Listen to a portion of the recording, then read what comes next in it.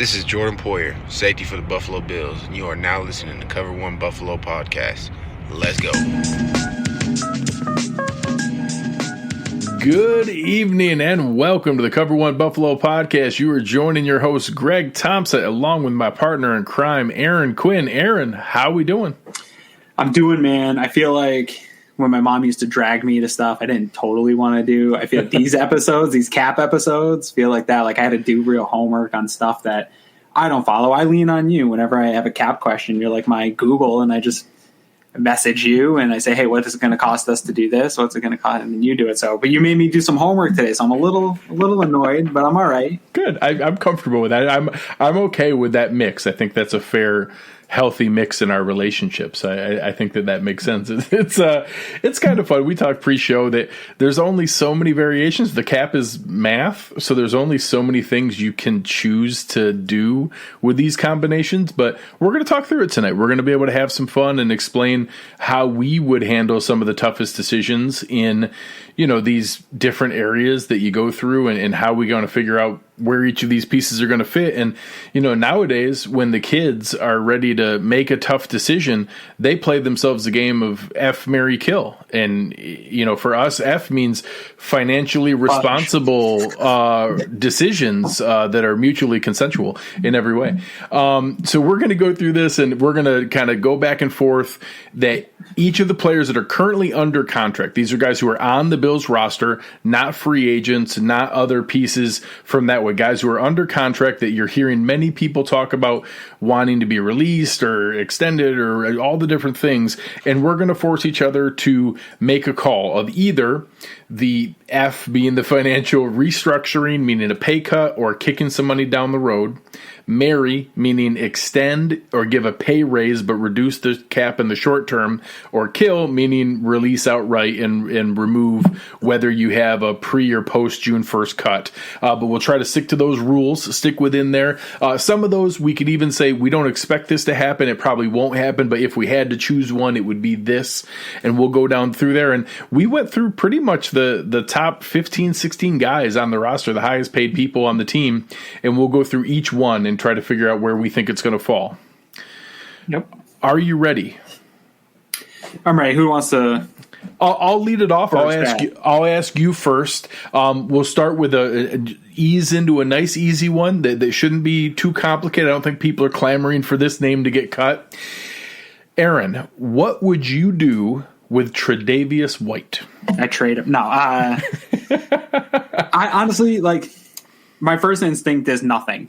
There's money that can be saved if you do a restructure. If there's going to be one restructure that I don't care about because they're going to be here no matter what, is Tre'Davious White, and when we get to him, Deion Dawkins later on. Those are the two guys that are going to be here no matter what. So if you kick some guaranteed money down the road or harder dead cap money down the road, like we're seeing with the Star Lotulelei contract that you talked to me about earlier, these are guys I know are going to be in Buffalo throughout hopefully their contract. So he's one that if he's happy to take a restructure and get a little bit of a bonus and help the cap out a little bit for the team, I'm happy to do that because I know he's going to be here.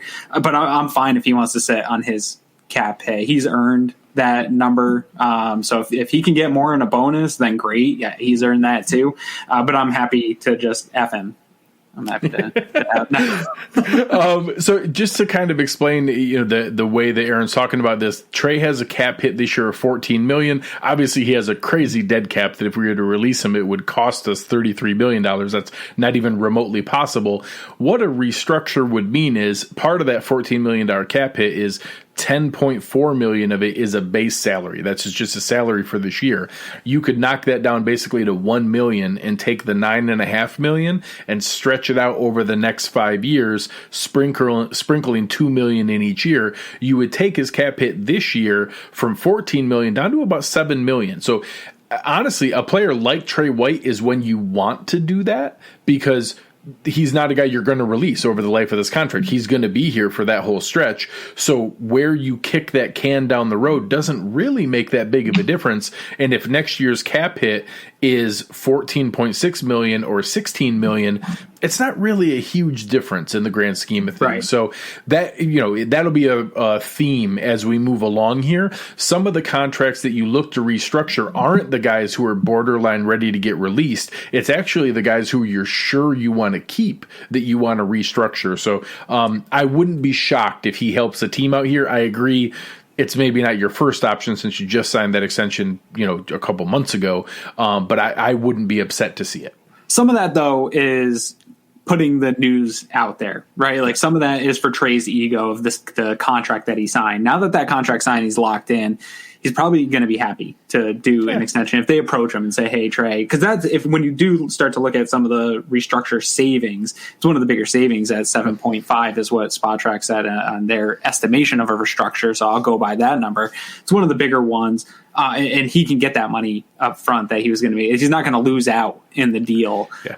Any restructure that's so. Be careful with this. Agents like to use the word restructure when their clients get a pay cut. So you'll hear it tweeted that, Tyler Croft agreed to a restructured contract. No, he didn't. He got a pay cut.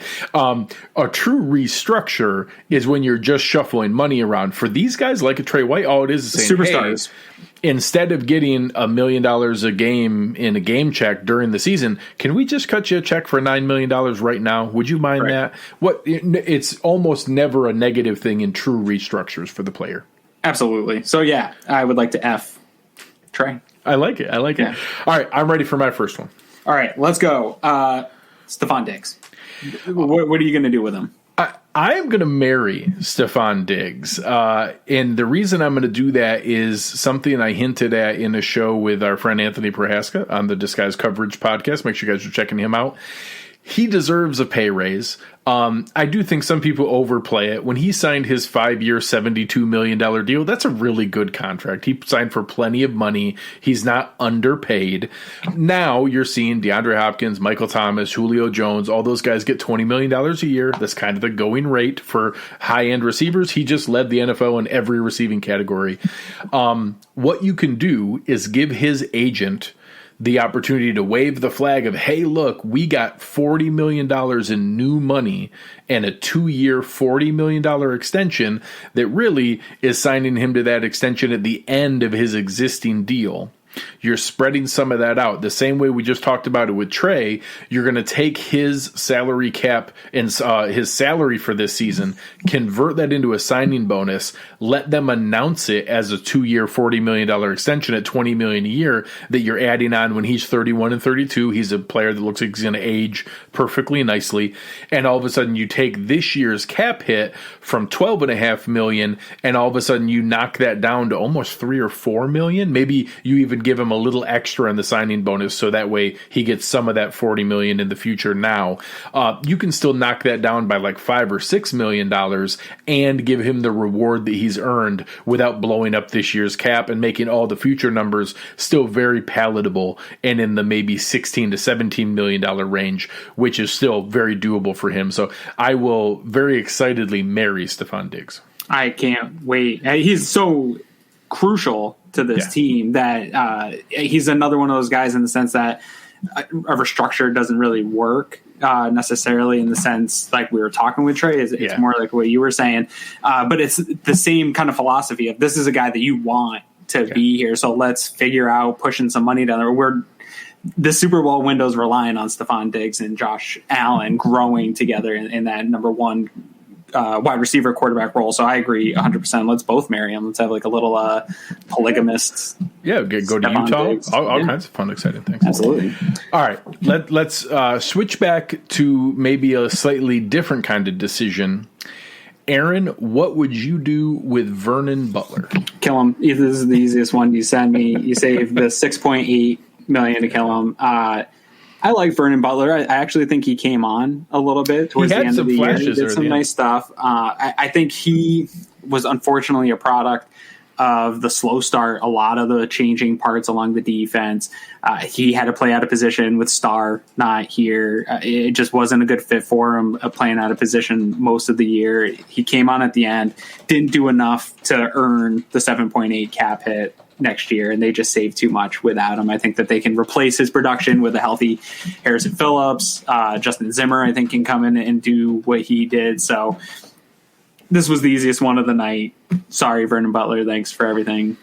Good luck. This might be a guy, though, that they're able to bring. I don't think Vernon Butler is going to go out in free agency and get any kind of massive deal. I think they could let the dust settle, and he might be a guy that comes back if they don't fit.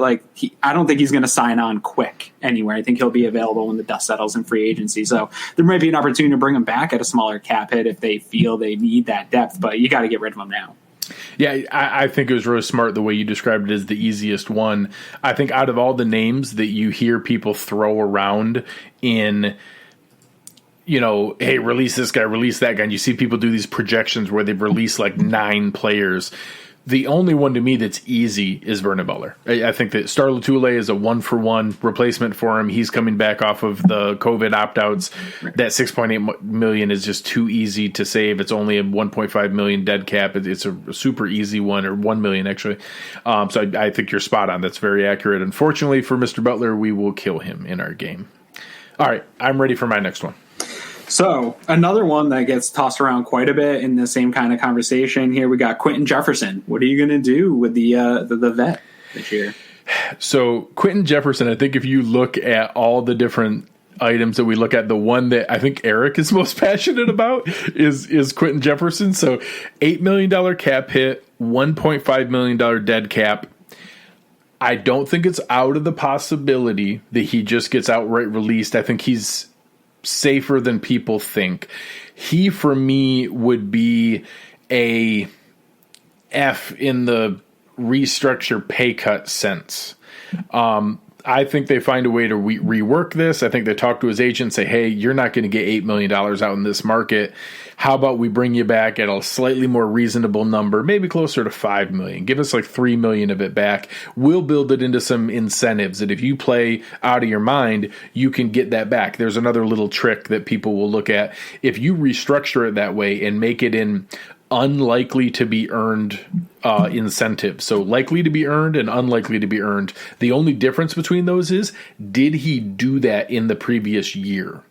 So if you put it in of 1 sack more than what he had, or a couple percentage points more snaps played than what he played, it's called unlikely to be earned. And that means that they don't decide it until the end of the season, and it doesn't count until next year's cap. It doesn't count during this year. So that's a number that we can see where they can kind of play with it to get under the cap, make it make work, but give him the chance to re-earn that money to be able to go into it. Our friend Ron out here saying also extend. That is a possibility for him as well. They could say, hey, we want to bring you back, add on 1 more year, but we think it's more like 2 years and $5 million, or 2 years and $10 million at $4 or $5 million a year, not the $8 million number for this year. So for me, I actually think it's higher than people think to bring him back, but I think that it would be at a lower number. So I'm going to do F in the sense of a pay cut to keep him, with the potential that it's a Mary in a team-friendly extension.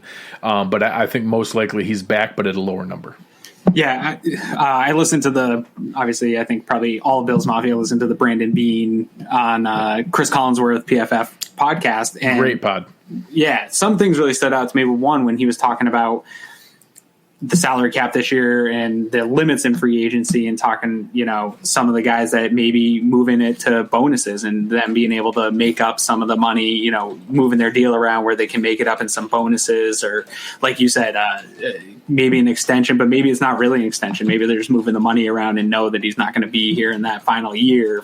They can keep the dead money down, or different types of things. It reminded me of a guy like a Quentin Jefferson, where you get a little bit creative to try to keep this guy and limit that number. Like you said, I don't know that they're going to go out and replace him. And I think that what they brought him in for requires what they were going into the season with, which was Star Lotulelei, Ed Oliver, where he's supposed to be, bringing in another defensive end and allowing him to be that rotational defensive lineman that they wanted him to be. I think he can do that. I think he's worth it with a little bit less of a cap hit. I agree. Yeah.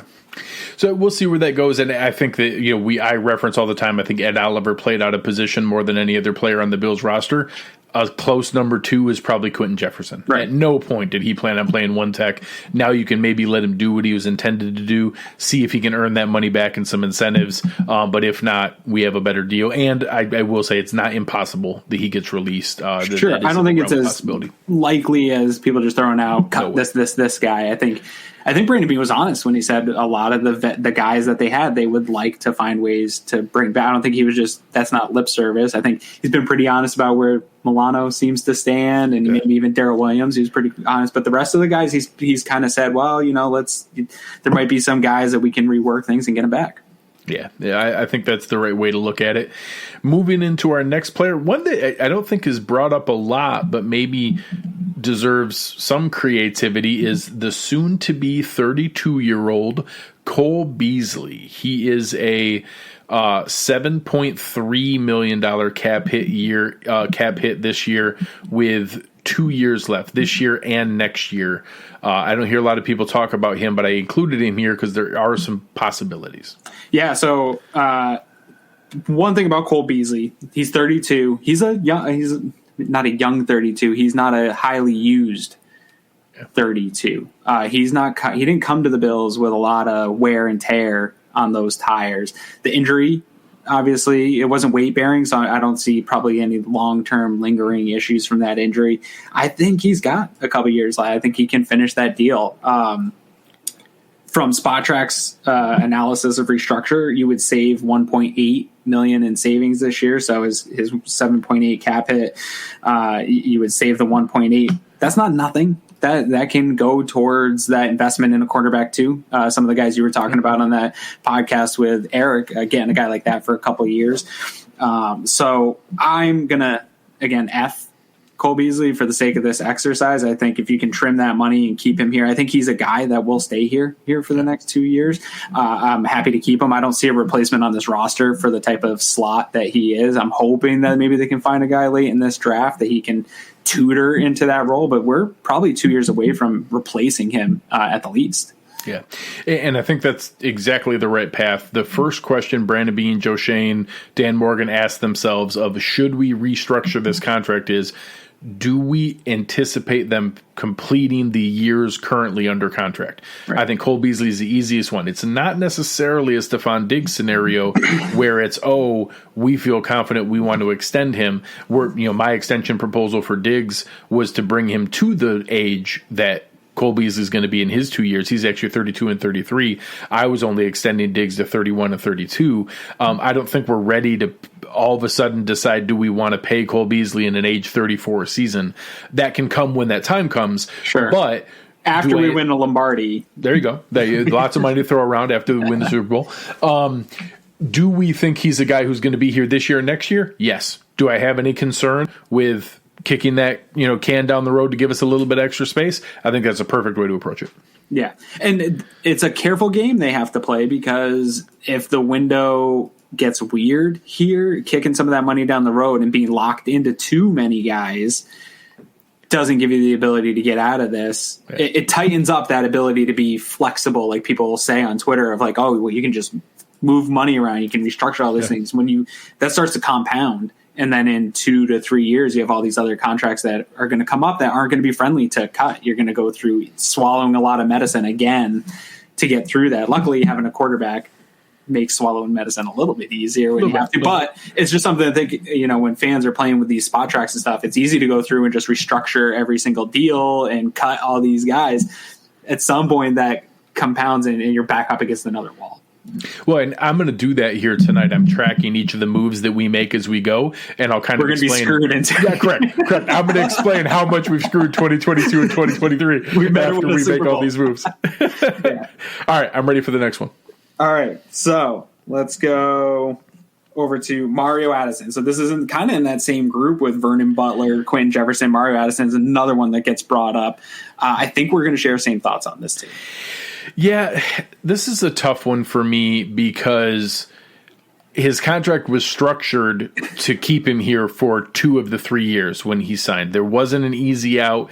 It's a $4 million dead cap hit, but the cap hit's 10.1. So the savings of $6.1 million isn't nothing. That is somewhat of a possibility. He's one of the few guys that are there where the June 1st thing comes into play. If you were to cut him and to designate it as a post-June 1st cut, you can share that $4 million dead cap hit, half this year and half next year, and actually get $8.1 million in savings. So there are some possibilities there. I also think he played better than people realize. Like, no, I don't know that it was $10 million worth of value, but I think he was maybe a little better than people realize. I have him as an F in the restructure sense for now.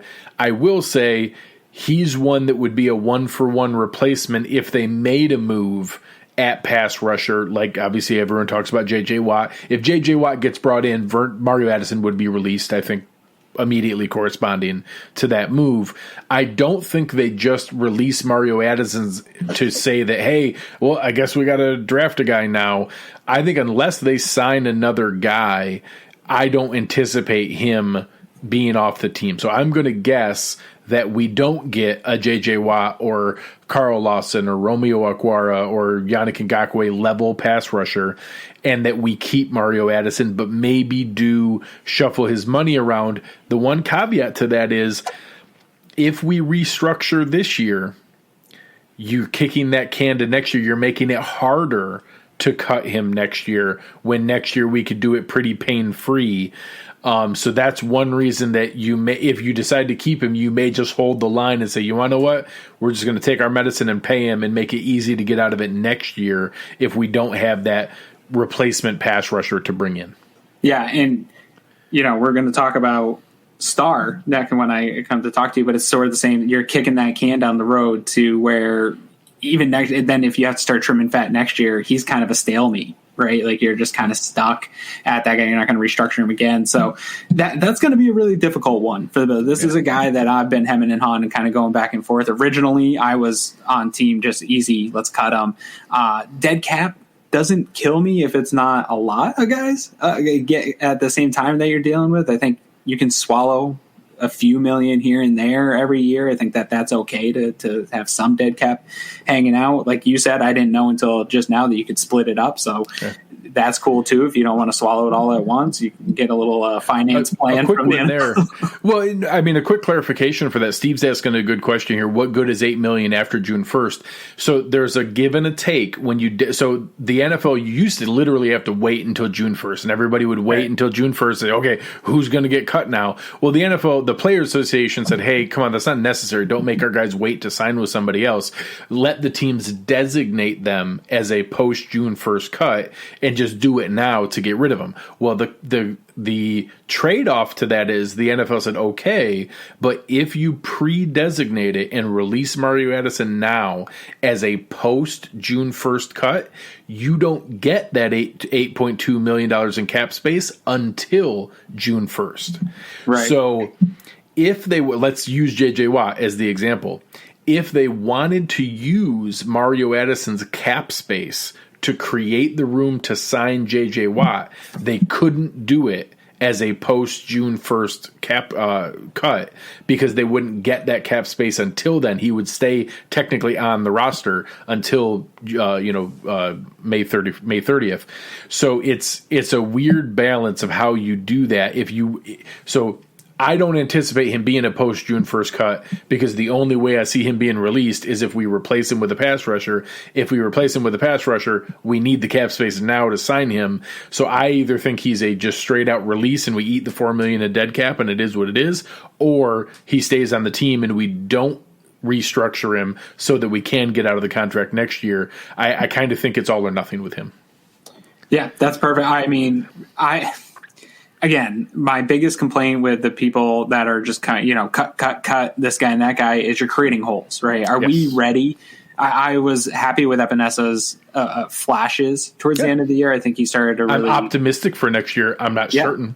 I was super optimistic about Ed Oliver after his first year. And I think he had a fine year, but obviously playing out of position, he wasn't able to dominate. I'm not ready to just throw Epenesa into starting defensive end without really depth there. And we don't know what you're going to do in the draft, but unless you get Watt or some other vet like that shakes free from a roster between now and then, I agree to keep. I don't know where you get better anywhere else that's going to make that much of a difference in the cap hit this year. Yeah, correct. I think that's the right way to do it. So he's one of the toughest ones, and I kind of think it's all or nothing. And right now, I'm going to say nothing. Is my guess, and I think we'll know before the league year starts. Because if the easiest and most logical replacement would be that the Bills reach a deal with J.J. Watt, and if it is, it'll be cutting. You already said Butler, and I think Addison would be listed to that. Yeah. All right. Give me one. So another one that's probably a bit of a layup here. Lee Smith. Yep. It's a layup in the sense that this makes perfect sense for him to just get cut or retire. I think they would give him the courtesy of announcing it as a retirement, but fortunately for him, the release doesn't count.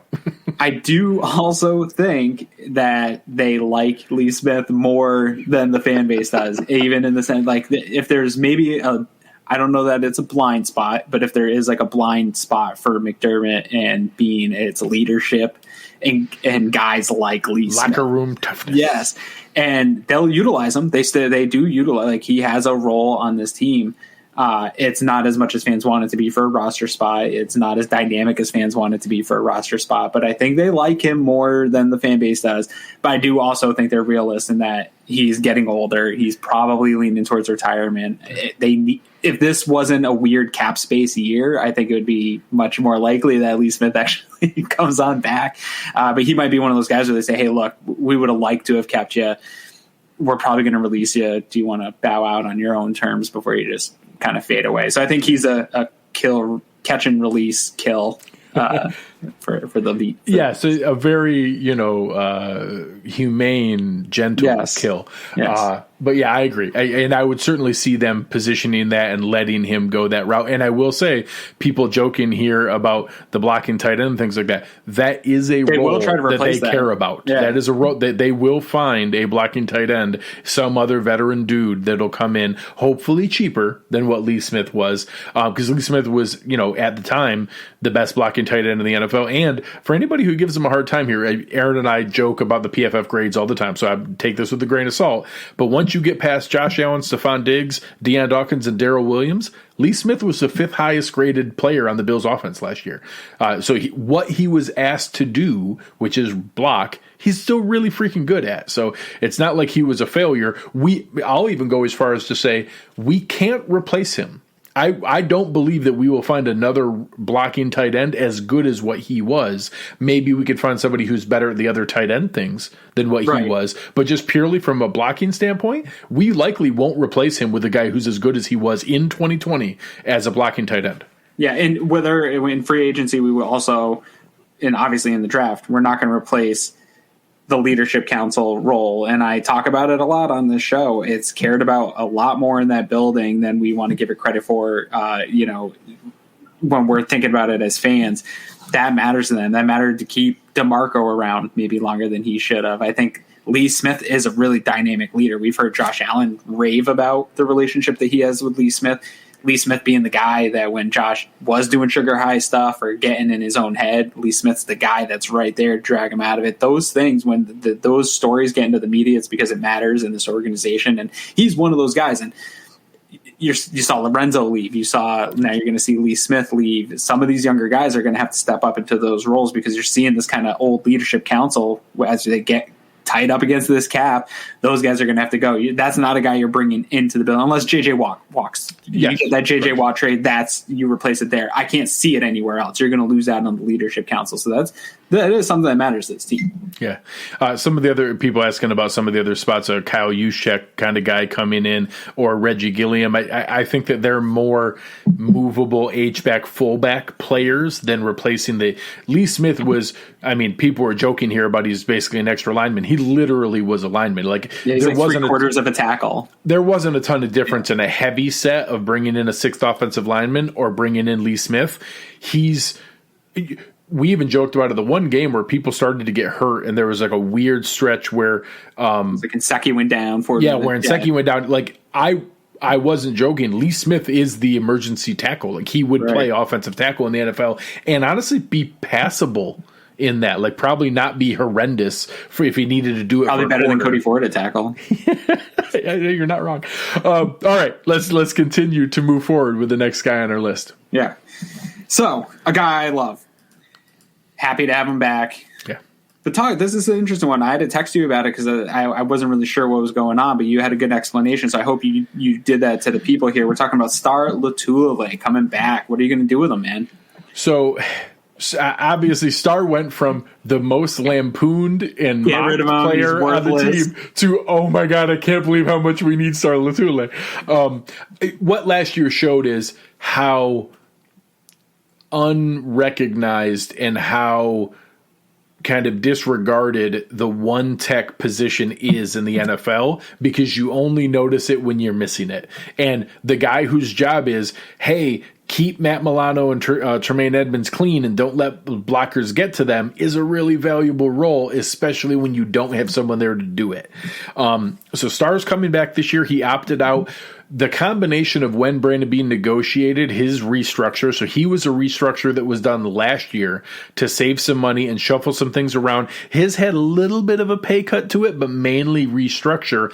They didn't plan on him opting out. They planned on having that last year, getting that out of the way, having the Mariners the one tech next to Ed Oliver, and then this year they probably would have had an out that they probably could have moved on if they wanted to from the contract. This year they can't. He has a $7.6 million cap hit with an $11.8 million dead cap.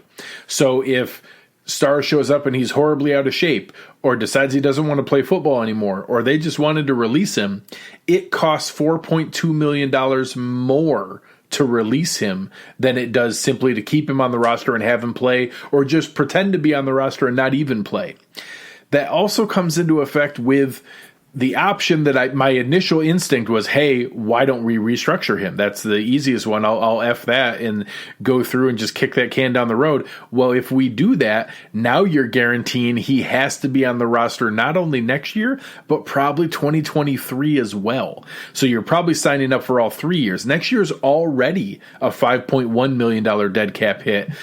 With a 9.3, so you're only saving 4.2 next year right now. If you restructure any of this, you're going to make next year into an $8 or $9 million dead cap hit where there'll be no savings by releasing him.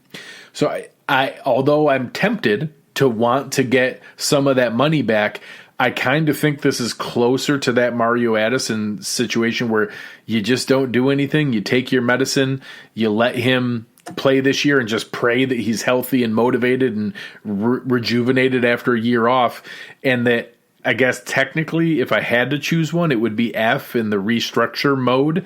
But realistically, I kind of think it's a do nothing, just ride it out. Yeah, I agree. I think this one's a draw at this point, and that's okay. Jo says here hostage situation, and it does sound like a hostage situation, but this is a needed one. You have to get a guy to do his job. We saw this season, there's not a lot of those guys. A lot of them ended up opting out because of COVID. There's not a lot of these human beings that can eat space in the NFL and not be moved and take double teams and free up space. The Bills were probably trying to find one at the trade deadline. I think it's safe to assume that they were looking for that role.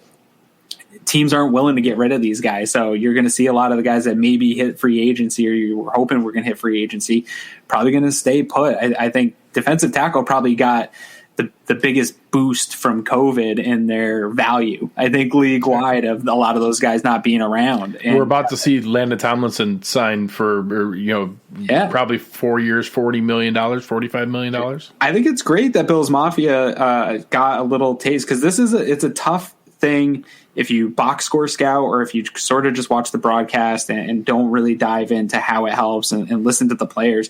He's a tough guy to evaluate, right? Like, that position's a tough one to evaluate. You don't see the production. You don't see any of this stuff. It's Joni Mitchell never lied. Most Def was right. Joni Mitchell's never lied, man. You don't know what you got till it's gone. The way we saw this defense suffer without him makes him totally fine at the value he's at. I'm sure once he comes back and he's not getting sacks and stuff, people will revert back to bitching about Star's contract. But I'm happy he's here on that contract, and I'm cool with it being a draw. Yeah, I'm mad at Kevin for even putting this out into the universe.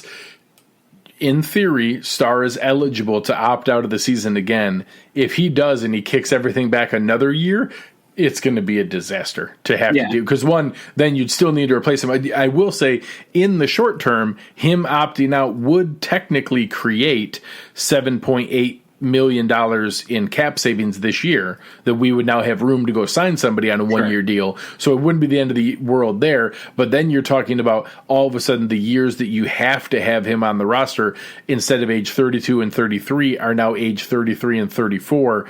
It's just getting harder each year to try to figure out a way to make that work. So we need him to come back. We need him to be motivated, in good shape, and ready to play good football at a one technique. Give us that 25, 30 snaps a game. That's all we need, and then we'll move on. I think on that front, it's possible for sure. I'm not sure what his motives for opting out were. I'm not sure what his reasoning. I think he has a very large family, and there were some high risk factors that were in play. And that makes total sense. I'm not going to hit thoughts in his brain, but if I was a player that did opt out this year, and I hate to say I saw how good this Bills team was, I'm sure Starr was missing being on that run with this Bills team. When they were so desperately looking for a one tech at the trade deadline, do you know how badly he wanted to take that back to come back and play? Yes, that he had missed it at points. I'm sure he's fine with his decision. Yeah. I don't know that he makes the same decision twice, though. I think when you look back at how the Bills were able to handle the season internally, with some of the close contact stuff they had, with some of the tests, they had no outbreak. Things didn't spread at one Bills drive. I think they handled it right. I think if you are somebody that maybe has high-risk members in your family, the Bills maybe gave you some confidence that, hey, they did things right the whole way and never really had a problem. Things seem to be trending in the right direction for next season with COVID, knock on wood. I think it's likely we see Starr back next year. Everything lines up to him coming back. A couple questions here in the chat asking about the Bills couldn't choose to have him opt out and then pay him anyways. But honestly, how that would work would be, hey, we need you to come back and not opt out, and then all of a sudden in camp you're going to have a back injury that we're going to need to put you on the injured reserve for the whole year, and you get your money anyways, and we get the roster spot back. They would come, yes, that's a perfect example of it. They would come to a gentleman's agreement on an injured reserve settlement that would let them just take their medicine and move on, but get the roster spot back. They'd find a way to do that. And I don't know, Starr. I don't think he's going to be the kind of guy that wants to hurt the team down the road later and get them in some weird financial situation. I think he has a good enough relationship with Bean and McDermott his whole career that he's not going to do anything specifically to hurt him. Now, one more question. I don't want to spend too much time on Starr here, but to your scenario, say he was to opt out or restructure or something like that. What happens to that contract if say after next year and the next 2 years he decides to retire and doesn't finish out? How does that hit the books? What goes on there? Because we saw some weird stuff with Eric Wood, right? When he retired, they had to wait, we can't do it yet type of thing. What happens? So the reason that Eric Wood's the perfect example, and I didn't bring it up in the Lee Smith scenario, but technically it applies there as well. In the NFL Players Association CBA contract language, the word retire does not exist. There is no retire. Like, you don't get to just walk away and say, hey, guys, don't worry about it. You guys keep that money. It's no big deal. Right. If you have prorated signing bonuses that have not been paid out, if you have guaranteed money that's still there, it's there. There's nothing you can do about it. Retire means release. So when I said that earlier about we only need to pray that Starr is ready to play and wants to play, him retiring is by far the worst case scenario right now, because then it accelerates the future cap hits, and we would have to eat the $11.8 million this year, meaning we lose an extra $4.2 million on top of the $7.6 we owe him, and not have him and have to go replace the one tech. So I also think, to your point, I don't think he does that. I think even if he was going to retire and genuinely decided, hey, coach, I ain't got it, man. Last year, here's the scenario. You see all the guys, Joe Thomas, you see him now, freaking 100 pounds less than what he was. Can't keep the weight, right? What if Starr really enjoyed not having to take in all the calories and the 2-a-day workouts and lost 40 pounds and now is walking around at 280 and isn't this huge, massive one-tech defensive tackle? And he's like, hey, coach, man, I don't have it in me to put that back on and carry it. Let me know what you need me to do so that I don't screw you guys over. But I just ain't got it. you would see them come up with some kind of injured reserve settlement deal that wouldn't screw the team over, but would really be his version of retirement. So I think that's a great way to phrase that. Yep. Cool. All right, man. We've made it halfway. We've got 4 more each. Here is probably the most talked about one. So I'm really interested to see what direction you take this. John Smoke Brown. We are talking about a player that has a $9.5 million cap hit, a $1.6 million dead cap, has been a wide receiver too. What are you doing with John Brown? I'm going to extend John Brown. I'm going to cheapen it up this year. I'm going to extend him, and I'm going to marry him. I think cutting him saves $7.9 million, so it's not nothing. I understand why people look at that and they can come to that. I'm not there yet, and not wanting John Brown on this roster. I love Gabe Davis. I think he can be a wide receiver 2 option, maybe a 2B type of guy. I don't know that I want to put the 2021 season in his hands to continue that success he had as a rookie. I'd like to see even another 8 games of that type of production. He did disappear at times, as did John Brown when he was healthy. So I want more options than I need at wide receiver. With the way Josh Allen developed, the way I know we've talked about getting the run game going, it's still going to be a pass first team. This is going to be similar to the offense we saw this year. A healthy John Brown I think you're going to have a drop off in this offense. A healthy John Brown allows that drop off to be a little bit more minimal. Even if he's not producing, him being out on the field matters to Stephon Diggs. It matters to Cole Beasley. He's a legitimate receiving option. It was a fluky year this year. I think you got to bring him back if you want a serious shot on Kenny Stills. People talk about bringing him in. It'll be cheaper. He's not John Brown in this offense. I have no reason to think he will be. I can't think of really any vet receivers that you're going to get for cheaper that are going to do what John Brown can do for you. I'd hate to waste a draft pick on another higher end receiver at this point. So I'm marrying John Brown. I think he's too valuable to this organization. Cole Beasley gets hurt. Gabe Davis gets hurt. That receiving core gets real thin. Again, like we saw when Cole Beasley went down, like one of these guys goes down, things get thin. It's nice to be able to have that Gabe Davis to replace an injured receiver, or even a John Brown to come in and replace another injured receiver and not have a massive drop off. So I'm keeping that unit together as long as I can here for the Super Bowl window. I think that's a really sound strategy. I think that the Bean has some leverage. There are some really high-end receivers on the market. So he's not going to go out there and recoup this money. I think they can frame it that, hey, your cap number is just not feasible. We can't have you back at that number. We'd restructure you if we can, but we can't really do that. There's no other year in the contract. Yeah. There's no year to kick it down the road. Right.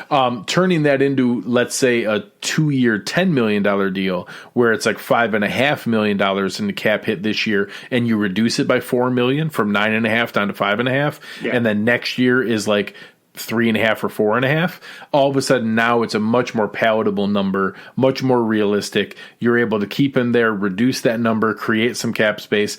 The one caveat I will say, similar to Mario Addison, is if they went down the path and they decide that, hey, we really want another weapon, but we want it at tight end, and we think for that $7.9 million, we could get Gerald Everett and Deshaun Jackson, Jonnu Smith and Kenny Stills. And we think that combination for our offense opens up something with Isaiah Hodgins and Gabe Davis taking a step forward. I think that's possible. I don't think it's likely, but I think that's the only scenario. The same way that I think Mario Addison's on the roster unless they add J.J. Watt, I could see that he would be the one piece that you would swap out if they wanted to reinvest that money somewhere else on offense.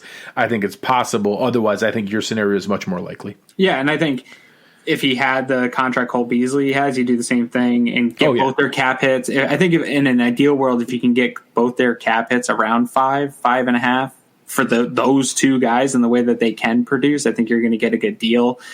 Maybe with Smoke, he's one of those guys like Brandon mentioned of having the ability to make up some of the money in incentives where, maybe you're not sure that he's going to be able to put together healthy seasons and full seasons after kind of a fluky year this year. So maybe it's incentive based on how often he's playing, catches, receptions, and you kind of pad those incentives into the contract, keep him motivated. But yeah, if you can get those guys to around that 5, that's your cornerback too that you're looking at. That's a cheap middle linebacker Milano replacement. If you're getting those guys around 5.5, you're able to take some of that money that you would have to spend for elite production at wide receiver, and you can fill in the depth of this team. And that's where they're going to need it the most. I think people are looking for some of the sexy signings. When I listen to you and Eric, man, a lot of the signings in free agency in the next couple of weeks that I'm going to talk about are going to be some of these couple $1 million a year guys that maybe match production of what we're, trying to close that buffer type thing. And this is how you do it. In extending a John Brown, keeping that production and saving a little bit of cash. Yep. And I want to say, I think both of us are excited about the future of Gabe Davis. I'm 100% sure if he had the defensive attention of a consistent wide receiver 2 and didn't have the luxury of many of those scores and big plays being when he was wide receiver 4 against a dime back or a safety, he wouldn't have had the production that he had. So, a lot of that was because he had the luxury of being our 4th wide receiver in many of those sets. Exactly. This one's a hot topic. Yeah. I'm really interested to see what you want to talk about on this one, because I know you've also had, with the rumors of Mitch Morris in the season, you've gone back and forth on maybe it was something, maybe it wasn't. I don't know what to make of that stuff. I know people are taking a run with it, and that's kind of seeping its way into this offseason conversation. I think people are just kind of assuming he's gone, but tell us what other options maybe are out there and what you're going to do. Yeah, it's probably funny. One of the biggest items Eric and I have ever disagreed on as passionately as we did is what Sean McDermott meant in that press conference where he was talking about Mitch Morris. It was oddly one of the most passionate debates he and I have had in our DMs back and forth about things. I got stuck in a couple of those arguments and just damn it, you guys for making me read them. So I get it. There are dots to connect that I think intelligent people can look at, that it looked a little fishy. I also think there's a case of a player with his 6th concussion with a chance to give him 27 days between his last 2 games of the bye week coming up, and that technically you removed him from the concussion protocol, so you couldn't say that you were sitting him for health reasons. You had to say that it was a coach's decision because you couldn't really phrase it any other way when you got yelled at for the Jerry Hughes stuff the year before. That I think he just kind of got caught in a press conference of misspeaking slightly and said that, they asked him, hey, are you saying he was benched? No, he wasn't benched. So which part of that are you going to believe in those press conferences? I believe that it was he wasn't benched. That's the part that I believe, and that I know several other people in the media ran with that and immediately started talking about what it would take to release him. Well, here's the real scenario. If you release Mitch Morris, you only create $4.8 million in cap space. You cannot sign a starting center for $4.8 million, let alone one of Mitch Morris's caliber. Also, if you restructure his contract, you save $3 million. So if you give me the option of I get to keep Mitch Morris and save $3 million, or release him to save $4.8 million, I'm going to keep Mitch Morris in the $3 million. The reason I say only 3, and that a couple guys in the chat here were talking about Mary, I will say that the concussion elements mean I'm not ready to already extend Mitch Morris. I want to just do these last 2 years. If he plays out these 2 years and is healthy and we want him back again, we'll deal with that at that point. But I'm confident he's going to be on this roster in 2021 and 2022. I'm comfortable kicking that can down the road a little bit to get the $3 million back right now. I'm not ready to marry and extend him because I think the concussion thing is real, but I'm going to F and restructure, give me that $3 million, use that to, sign an extra linebacker or whatever we need, and keep our center, who is our 3rd best lineman last year, and certainly would not help anything releasing him.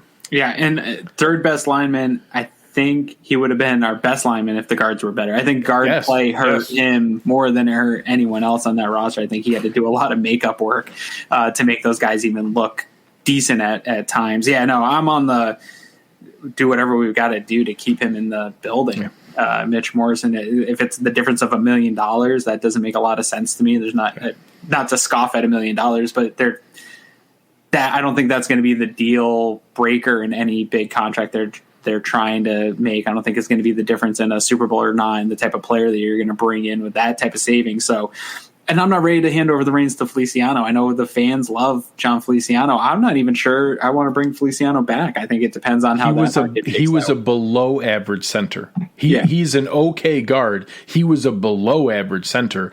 If you release Mitch Morris at $4.8 million and then are lucky enough to get Feliciano back at just $4.8 million, you just got worse at two positions, not one.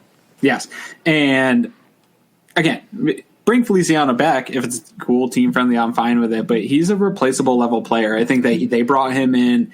I thought they overpaid him at the time. I wasn't sure why they were bringing him in. He overperformed. I'm happy for it. I like the way he overperformed. I like that he fights for Josh Allen. I like that he's friends with Josh. All those things are super cool. Yeah. I think he's an average, replaceable interior offensive lineman in the NFL. He was fun when it was $3 million.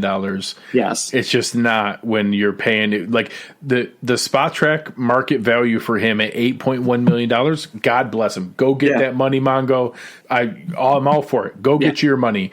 Totally that surely better not be from the Bills at $8 million a year. Exactly. So I don't think it's that easy of a, hey, we're going to just bring Feliciano back and throw him into center as people are making it sound. I think that I agree. It's a move that you get worse at. The savings doesn't seem to really be significantly there to encourage that type of thing. And so I don't know if this is one of those moves, man. If they release him or whatever, do something with him, and Mitch Morris isn't on this team, I get accused a lot of the time of being a homer and just kind of accepted moves Brandon Beane and Sean McDermott do. I'm going to be pretty vocal in opposition of I'm going to stand ground and die on a hill to keep Mitch Morris on this team. I think he means a lot to the team. I think you said it, third best lineman.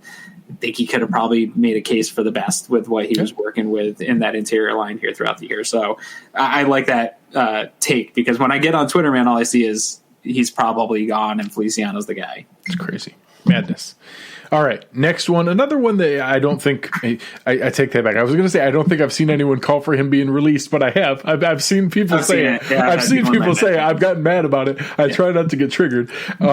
What would you do with our man, Captain Jerry Hughes? Yeah, this one's pretty tough for me, and it's kind of one I've been thinking about all day. He's, 34 years old here. I think there's a scenario with the way Jerry Hughes plays, you can convince yourself to extend him. I think there is a scenario. He'll be 33 this season. He turns 32 this summer. He'll be 33 this season. If we were to keep him, it would be for his age 34 season. 34 season. Yeah.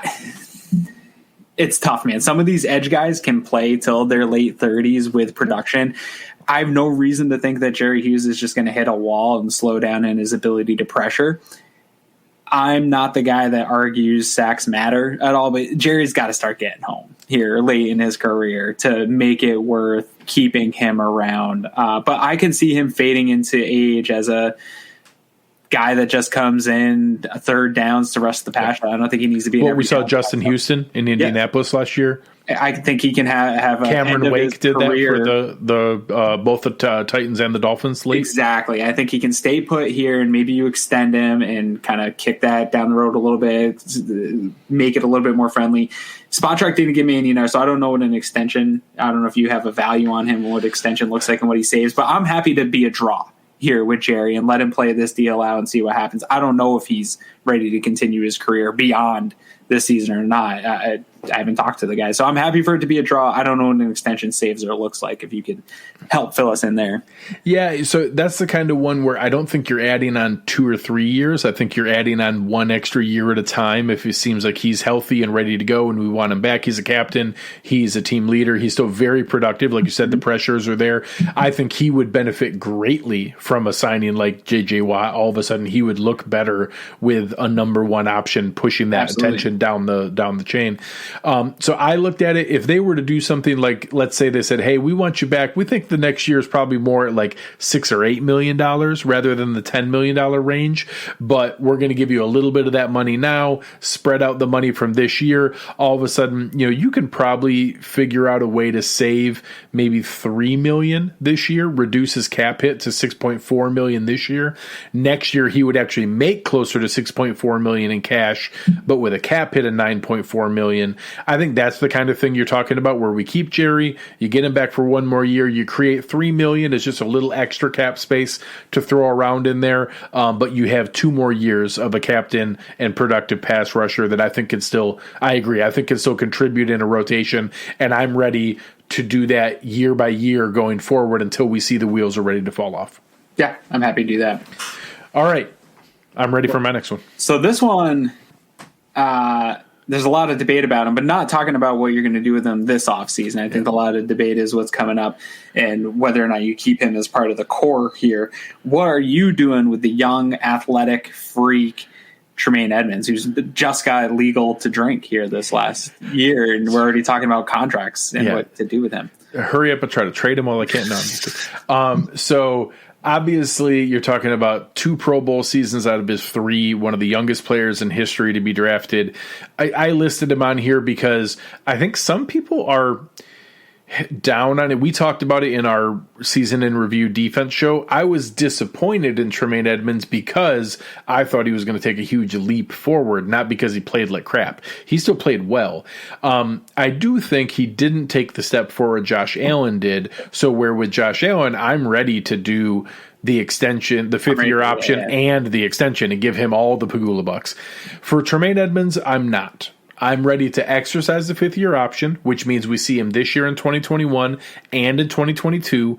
We see how that plays out, and then we deal with that of whether he's earned what will be a sizable extension by that point. So I listed him here because I think some people are ready to move on and not even do the 5th-year option. I think that's crazy. The man has 2 Pro Bowls. He's the exact reason you have a 5th-year option, in my opinion. He's like a prototype argument for the 5th-year option. Yeah, so I couldn't say it any better. Like, he is the reason that you have that, so you can evaluate one more year and then figure it out. So I listed him here just because I thought it was worthwhile to check. Plenty of people here in the chat, Lone Wolf, talking about the injuries and the playing without Milano and playing without Starr. I want to see this year him healthy, him with a 1 tech in front of him, and then evaluate, is he ready to take a step forward? And then hopefully then we're talking about, whatever $60 million extensions and Luke Kuechly money. That would be great. I hope that's what we're talking about. I just listed him here because I think some people think we're ready to move on and not even do the 5th-year option, and I think that was a bit too far. Yeah, and I've heard the argument of why you bring Milano back is to evaluate Edmonds, and my argument is if you're going to lose Milano, now is really a great time to put that 5th-year option and evaluate him, because can he play to the level that we've seen his ceiling be so far? Can he get to that level without Matt Milano? Because that's one thing on paper we have not seen him play to his ceiling without Milano next to him. If they bring somebody in that maybe isn't, one of the guys you and Eric had talked about that isn't Matt Milano today, but can kind of get close to the production, can Tremaine, rise that level of play and make him a guy that brings that group up. So that's what I'm interested to see. I think it's why you have the 5th-year option. I'm happy to exercise it. To me, that draft class of Allen and Edmonds, you really have to hit on both those guys. You used capital to get those. Those are your guys that you were building this team around. And so it's big that they give him that 5th year and then are going to be maybe hopefully happy to pay him a nice hefty extension, because he's one of the best young middle linebackers in the league after it's all said and done, hopefully. 100%. And I think there's a scenario where we see a healthy Tremaine Edmonds with, let's say, a 1-year Christian Kirksey next to him and Starlo Tuile, and let's say in the 3rd round a Tyler Shelvin, and all of a sudden they have this year and a future strategy for 1 tech with those guys there. I think we could really see what he's capable of, and that maybe then we're ready for a big Luke Kuechly type deal. Yep. All right. Moving on to our next one, to you, another name, again, luckily one that no one is considering moving on from or anything crazy, but 1 year left at a very reasonable deal. What are you doing with our friend and maybe Pro Bowl snub safety Micah Hyde? I'm trying to get married to Micah Hyde here.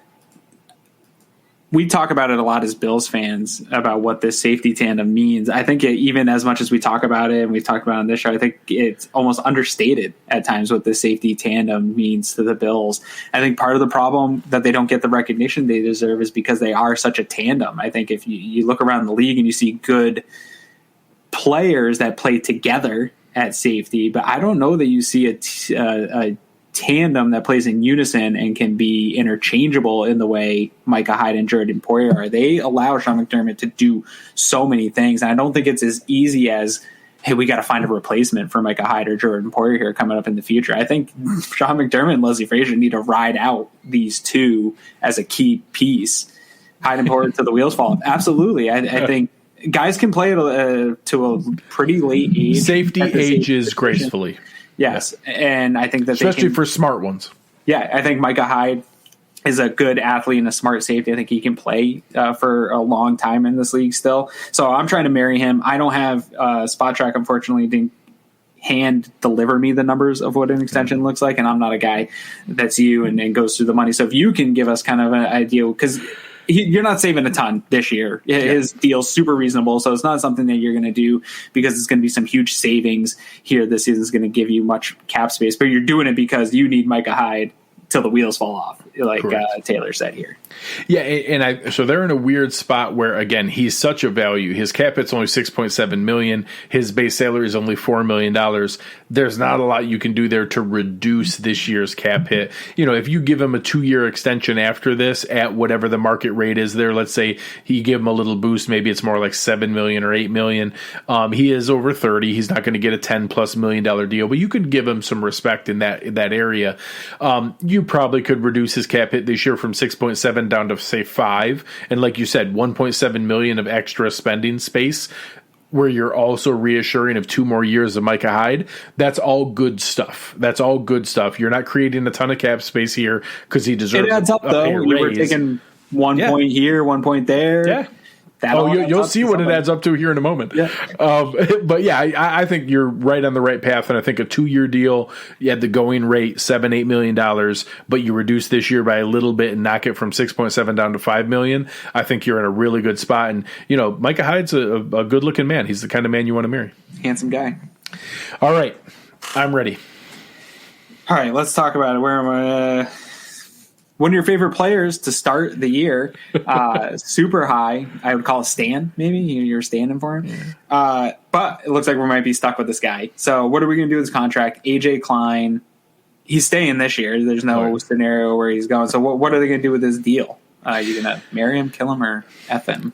So even more so than some of the other guys we talked about, when AJ Klein signed his 3-year deal last year, it was for sure a $2 million deal. It's not quite as bad as Stars, but you're talking about a $4 million dead cap hit to save $6.4 million. Releasing AJ Klein only creates $2.4 million in savings. You know, with the special teams, and obviously he started really poorly. Then you saw him come on as the year went, that he can contribute on a football team. You know, I want him here. You can restructure him and shuffle the money around and do an ask for even a pay cut. You know, if they can negotiate a pay cut, I would be excited and I would be towards that. If it's just a straight restructure, next year he has a $400,000 dead cap hit and $5.6 million in cap hit, meaning if you release him, it's 5.2 of that 5.6 million is savings. I don't want to mess with that. I want to keep that option available if we need it to move on from him. If Tyrell Dodson takes a step forward, or we draft someone, or we sign Christian Kirksey to a 2-year deal, or whatever it is, I'm not sure I just want to straight up restructure. I do think they can negotiate a pay cut with him, maybe even a Tyler Kroft style pay cut, where it's, hey, we're just going to give you we're going to guarantee a chunk of this year's money at $4 million guaranteed, with some incentives to get your $6.4 million back. You give us a $2.4 million relief in this. You can earn the money back with playing time incentives that we'll have to pay for next year, and we're going to void next year's contract so you can just be a free agent and go after and get a little bit more money rather than waiting and likely being released but not knowing about it until later. I think that's the kind of thing that you have here. So I'm going to say F in the sense of a pay cut where we get maybe $2.4 million of that money back.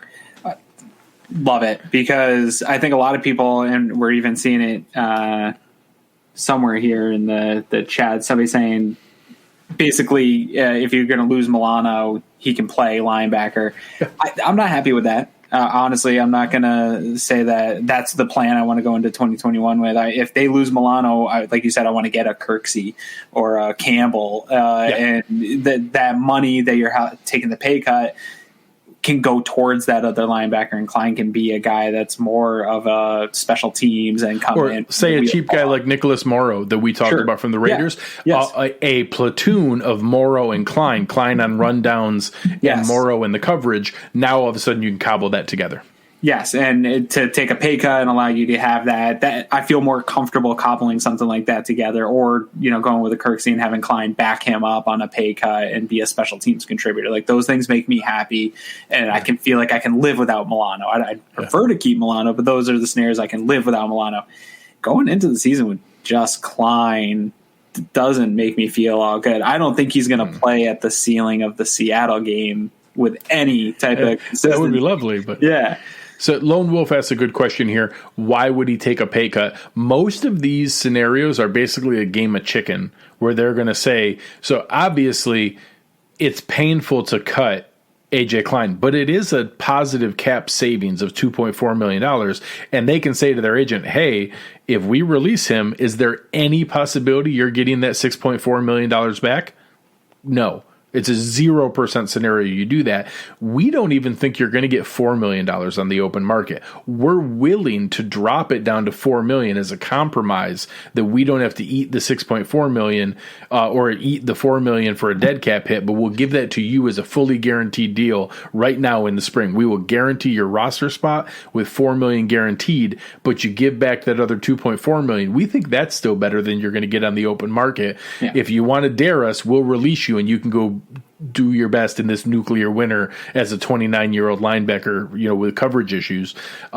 That's why he would take a pay cut. Yes, and he is easily we can replace an AJ Klein in free agency, and it won't be a huge drop off from Matt Milano to that player. Yeah. Just probably not for less than the $2.4 million. That's why I don't want to release him. I don't think you could replace him at $2.4 million. I think that would be a challenge. I think he contributes special teams, veteran leadership in the locker room, and he had his moments. He had the Seattle game. He has big games here and there, but I want him cheaper.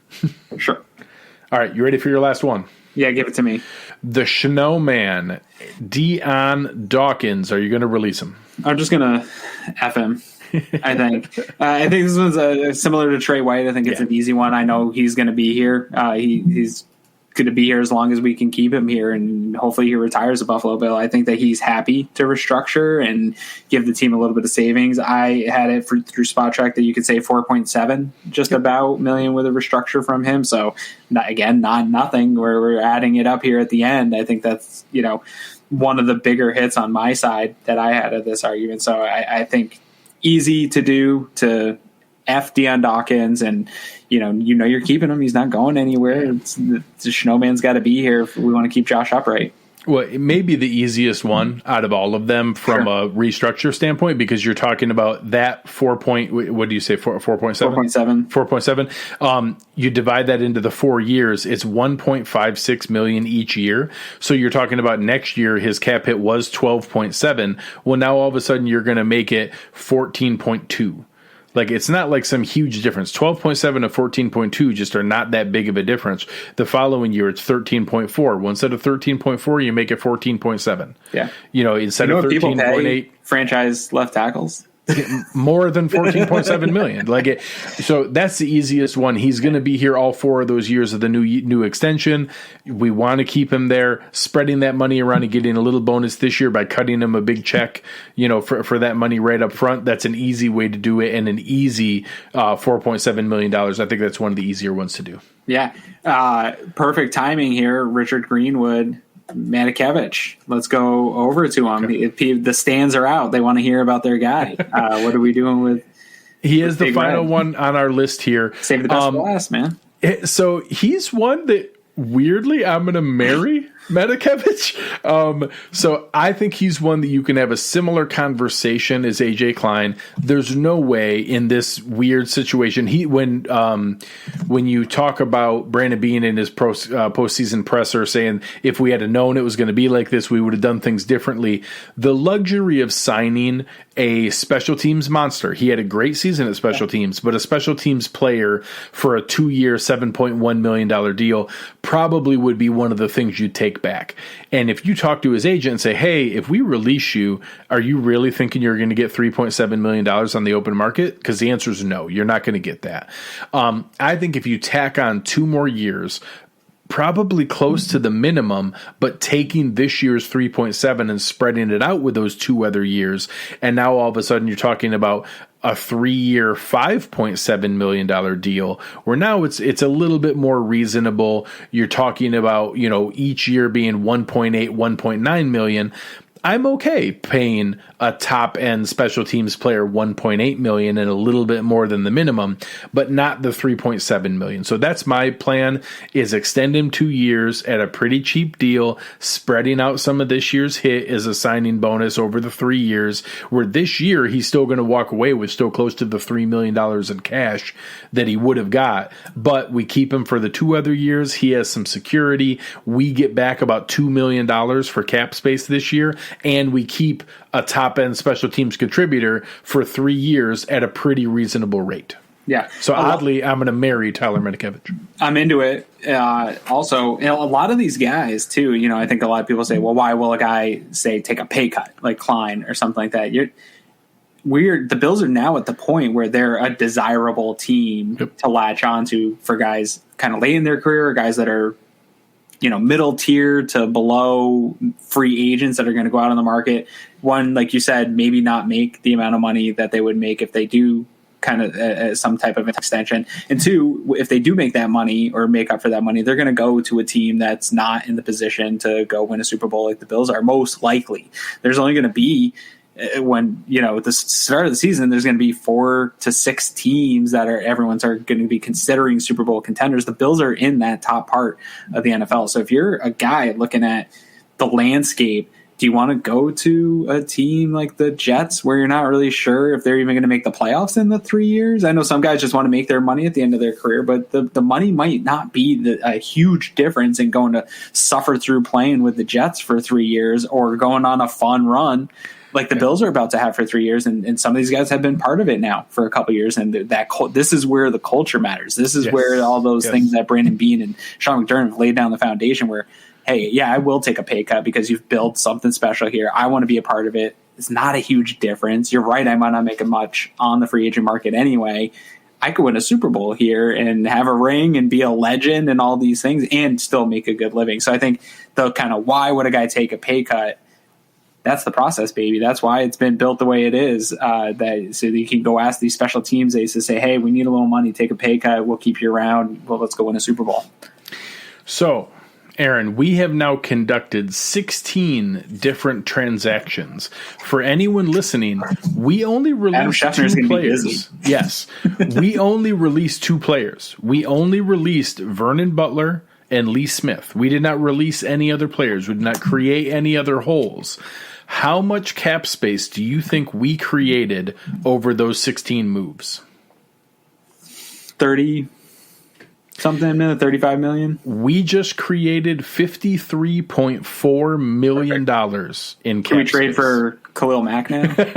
We can, in fact, trade for Khalil Mack. So let me explain a little bit of that. So the fact that we didn't release anyone or only 2 players is that if we did all those moves, all 16 of the moves, that $53 million isn't free. That comes from the future. We would now highly leverage the situation in 2022 and 2023 and 2024, and even with the extension for Stephon Diggs in 2025 and 2026, that we would be adding multiple years into the future. For Lone Wolf asking dead cap, it actually wasn't that much in future dead cap that we created. Because you're keeping them all. Because we're keeping players. we only released Vernon Butler. So in dead cap, we only created 1.5. 2024. We now made it that we could not release virtually any of those guys next year, and that we would be married to some 30-plus year players.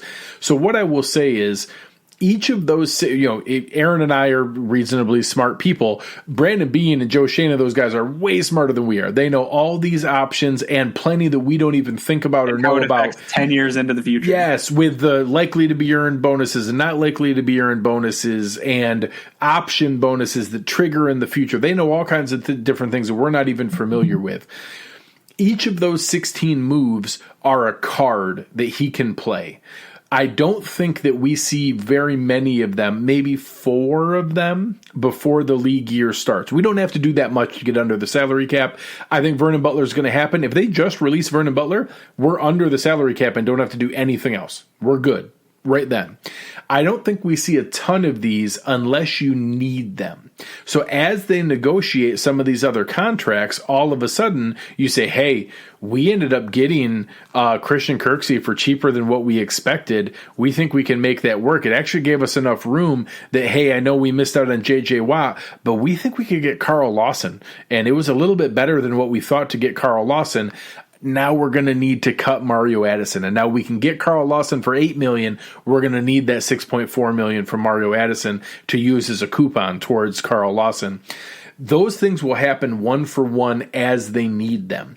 They don't want to do all of these. Ideally, they don't need to do 10 or 12 of them, and that they only need to do 4 or 6 of them, and that we keep that flexibility for future years, but they can go to do these things.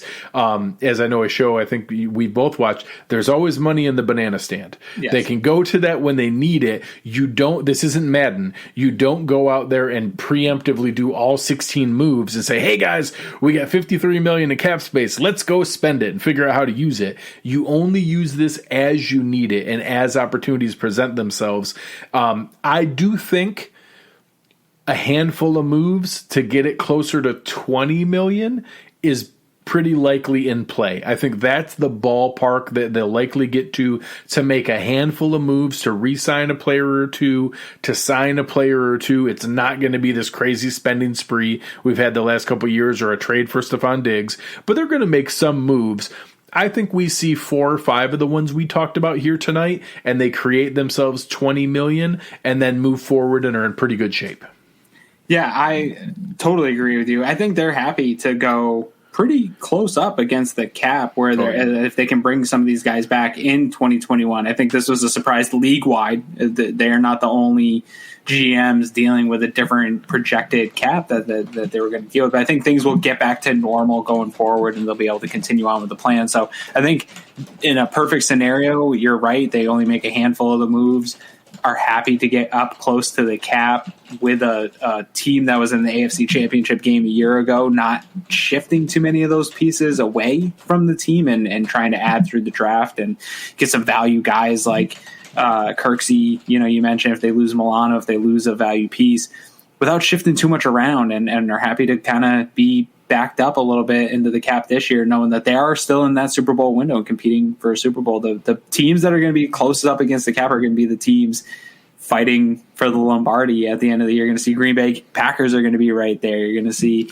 Tampa Bay Buccaneers are going to be right up there. These good teams that are built to win right now are going to be close to the cap here in 2021. It's going to be interesting to see how some of these GMs up at the top of the league with the competitors, how many pieces they're going to be able to keep from their last run and kind of keep it together in this low cap year. And I think for the cap nerds like you, it must be fascinating to see what type of gymnastics some of these GMs are going to be able to play. Because I think as fans, we see all these moves that are probably going to happen. We get all hyped and read every clickbait article on every big major move and all these guys are going to have. I don't think there's going to be a lot of craziness. I think GMs are pretty good at moving some money around and keeping things within their plans. And we're not going to, it's like the NBA trade deadline. We hear about how every team's going to change dramatically. And I think when it's all said and done, a lot of these guys are going to stay on their teams. A lot of guys are just going to do kind of, like you said, 1-for-1's extension. If we can get a guy, fine, we'll use this card. If not, we're going to keep you at the deal you're at because we're under the cap and we don't need to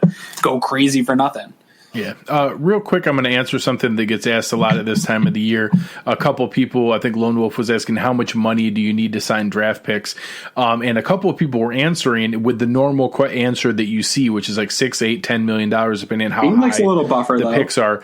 A real good thing to remember is the draft picks. The Bills this year have 7 picks, picking from the 30th slot. It's $5.3 million in the total picks that they would have to pay. However, every pick from the 4th round on makes less than the veteran minimum guy that they're bumping off the calculation. So right now, we already have 51 guys there. When you sign a 5th round pick for $730,000 and you bump off a veteran for $825,000, you technically save $100,000. Yeah. The only ones that make any impact is the 1st round pick this year will have a cap hit of $1.5 million, which means you add about $800,000.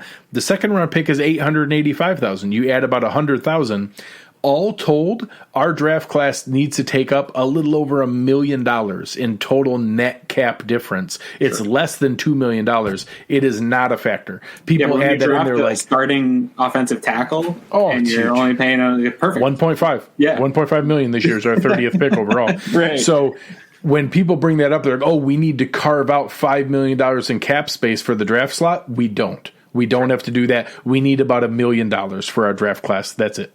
Being like, I forget what the number is. You probably know exactly. It used to be 10. He used to like to have 10 million during the season. I could see him moving that to 8 or something, and then go 6, 7. Like I could see him still wanting to get that buffer to have to play with going into the year. Yeah, he will want money to do moves during the season. He may not have the luxury he normally does, but he will still want money to be available. Yeah. All right, man, we've gone longer than normal. We're at an hour and 20 minutes. This has been a lot to be able to cover. I hope you guys enjoyed this. These are a lot of guys that you're going to hear talked about over the next couple weeks here. Really excited to be able to kind of talk through all these different options as they happen. Make sure you're checking out all the other shows, the guys at the Hoof and Disguise Coverage and the Film Breakdowns with Eric. He's got an awesome one coming up Sunday. A lot of you guys are aware of University of Buffalo star running back Jarrett Patterson. He's going to be jumping on to do a film breakdown of his last year, the crazy record-setting year he had in the MAC with Eric on Sunday night at 7 o'clock. Make sure you guys are jumping on to check that out. All kinds of great stuff to do. Aaron, where can the good people find you? You can find me over at Aaron Quinn 716. I've been a little bit quiet here this off season. It's starting to pick up for me. This exercise was helpful. You giving me some homework to go through was helpful. Really getting me into the off season. It's a long off season. I think everybody rushes into it. And this year it's just like, well, I don't think a lot of crazy things are going to happen. So doing this exercise was fun to kind of pull back some of that crazy excitement and say, hey, all right, now let's really look at this roster and do a deep dive here with these next couple of weeks leading up to free agency. We've timed it pretty well. It's almost like we scheduled these things out in advance to how it would line up. So a couple of weeks here to talk about free agency. I'm really looking forward to it. I think it's going to be a lot of fun. Absolutely. And this is the kind of year that, now the Bills are in. People talk about this, that, we have to make these big moves to go all in. The Bills are all in. The Bills are all in. Next year they have Josh Allen and Stephon Diggs and Trey White and awesome players coming back no matter what. We're going to have a couple new names. You guys are going to be just fine. No move that we make will be the reason that we are or are not a top 5 team going for the Super Bowl, because we're already a top 5 team going for the Super Bowl, because that's the kind of team that we have now. It's fantastic and something everybody should be excited about, to be able to, dive into everything we have coming. So we'll be there for you into free agency, into the draft, everything going on. All right, guys, this has been a lot of fun. Appreciate you. For Aaron Quinn and Greg Tompsett, you have been listening to Cover One Buffalo, and we are out.